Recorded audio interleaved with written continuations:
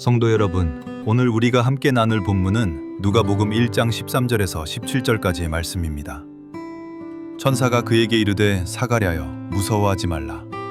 너의 간구함이 들린지라. 내 아내 엘리사벳이 내게 아들을 낳아 주리니 그 이름을 요한이라 하라. 너도 기뻐하고 즐거워할 것이요 많은 사람도 그의 태어남을 기뻐하리니 이는 그가 주 앞에 큰 자가 되며 포도주나 독한 술을 마시지 아니하며 모태로부터 성령의 충만함을 받아 이스라엘 자손을 주 곧 그들의 하나님께로 많이 돌아오게 하겠습니다.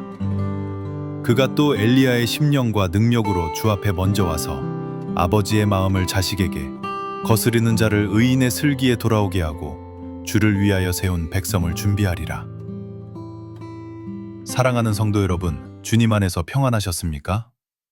오늘 본문의 말씀을 나누기 전에 구약의 마지막 말씀 한 구절을 먼저 읽고 시작하려 합니다. 말라기 4장 5절과 6절입니다. 보라, 여호와의 크고 두려운 날이 이르기 전에 내가 선지자 엘리야를 너희에게 보내리니 그가 아버지의 마음을 자녀에게로 돌이키게 하고 자녀들의 마음을 그들의 아버지에게로 돌이키게 하리라. 이 말씀은 구약의 맨 마지막에 기록된 약속입니다. 하나님께서는 침묵의 시대가 시작되기 직전 한 사람을 보내시겠다고 약속하셨습니다. 그리고 그 약속의 성취가 바로 오늘 본문에 등장하는 침례자 요한입니다. 요한의 탄생은 우연이 아니었습니다. 그의 등장은 이미 오래전부터 하나님의 계획 속에 들어 있었고 하나님께서는 특별히 이 한 사람의 출생에 깊은 관심을 가지고 계셨습니다. 그 이유는 분명합니다.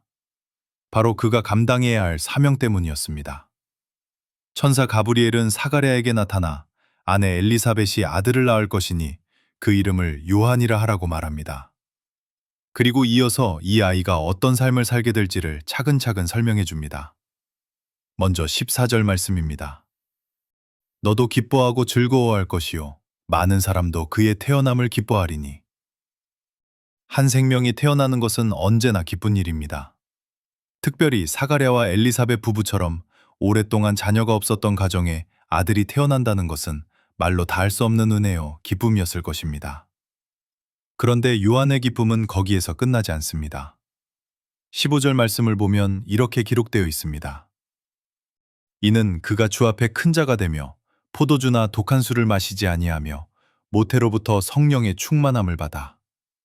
이 말씀 속에는 요한의 인생을 설명해주는 세 가지 중요한 특징이 담겨 있습니다. 첫째, 그는 주 앞에서 큰 자가 될 사람입니다. 둘째, 그는 구별된 삶, 곧 나실인의 삶을 살아야 할 사람입니다. 셋째, 그는 모태로부터 성령 충만함을 받은 사람입니다. 사람들은 자녀가 크면 사회적으로 성공하기를 바랍니다. 좋은 직업을 갖고 남들보다 잘 살기를 기대합니다. 그러나 성경은 분명히 말합니다. 하나님 보시기에 큰 사람이 진짜 큰 사람이라고 말입니다. 요한은 세상 앞에서가 아니라 주님 앞에서 큰 자로 자라날 사람이었습니다. 그래서 그의 인생은 처음부터 끝까지 사명을 위해 준비된 인생이었습니다. 그렇다면 왜 하나님께서는 요한을 이렇게까지 준비시키셨을까요? 그 이유가 16절에 분명하게 나옵니다. 이스라엘 자손을 주 곧 그들의 하나님께로 많이 돌아오게 하겠습니다. 요한의 사명은 단순히 도덕적인 사람으로 사는 것이 아니었습니다. 많은 사람을 하나님께로 돌아오게 하는 것, 이것이 그의 삶의 목적이었습니다. 17절 말씀은 이 사명을 더 분명히 설명해 줍니다. 그가 또 엘리야의 심령과 능력으로 주 앞에 먼저 와서 아버지의 마음을 자식에게 거스리는 자를 의인의 슬기에 돌아오게 하고 주를 위하여 세운 백성을 준비하리라. 요한은 메시아보다 앞서 와서 사람들의 마음을 하나님께로 돌이키고 주님을 맞이할 준비를 시키는 사람이었습니다. 사랑하는 성도 여러분, 이제 여기에서 한 가지 질문을 던져야 합니다. 그렇다면 우리는 왜 이 땅에 태어났을까요? 요한만 특별한 사명을 받고 태어난 것일까요? 아닙니다. 성경은 우리 모두가 하나님의 계획 안에서 이 땅에 보내졌다고 말합니다. 에베소서 1장 4절 말씀입니다. 곧 창세전에 그리스도 안에서 우리를 택하사 우리로 사랑 안에서 그 앞에 거룩하고 흠없게 하시려고. 우리 역시 요한처럼 주님의 길을 예비하는 사람으로 부름받았습니다. 방식은 다르지만 목적은 같습니다. 그래서 그리스도인의 인생 목적은 직업 그 자체가 될 수 없습니다. 예를 들어 교사가 되는 것이 목표가 아니라 교사로서 어떻게 하나님께 영광을 돌릴 것인가가 중요합니다. 돈을 버는 것이 목적이 아니라 그 돈을 통해 어떻게 하나님 사랑과 이웃 사랑을 실천할 것인가가 더 중요합니다. 우리는 살기 위해 먹는 존재가 아닙니다. 살아서 감당해야 할 사명이 있기 때문에 먹고 일하고 살아가는 존재입니다.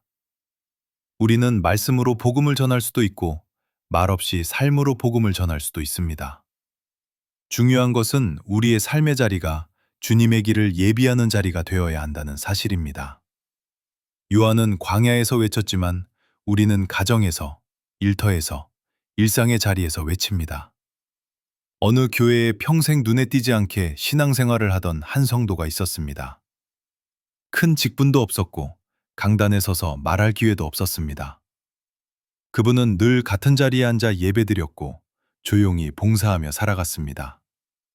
그런데 시간이 흐른 뒤 그 교회에서 예수님을 믿게 된 몇 사람에게 당신의 신앙에 가장 큰 영향을 준 사람이 누구였습니까? 라고 물었을 때 놀랍게도 여러 사람이 같은 이름을 말했습니다. 그분의 말은 기억나지 않습니다.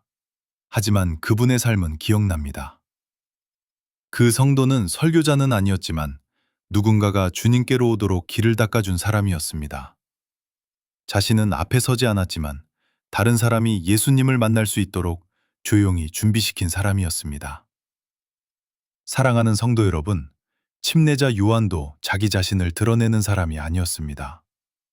그는 언제나 이렇게 말했습니다. 그는 흥하여야 하겠고 나는 쇠하여야 하리라.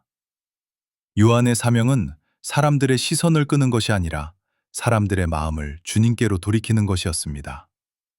그리고 그 사명은 오늘을 살아가는 저와 여러분에게도 동일하게 주어져 있습니다. 우리는 모두 광야에서 외치는 사람은 아닐지라도 누군가가 주님께 나아올 수 있도록 삶의 자리에서 길을 예비하는 사람은 될 수 있습니다. 오늘도 우리의 삶을 통해 주님의 길이 준비되기를 소망합니다. 저와 여러분이 이 시대의 요한이 되어 주님의 오심을 기쁘게 맞이하는 하루하루를 살아갈 수 있기를 주님의 이름으로 부탁드립니다. 아멘.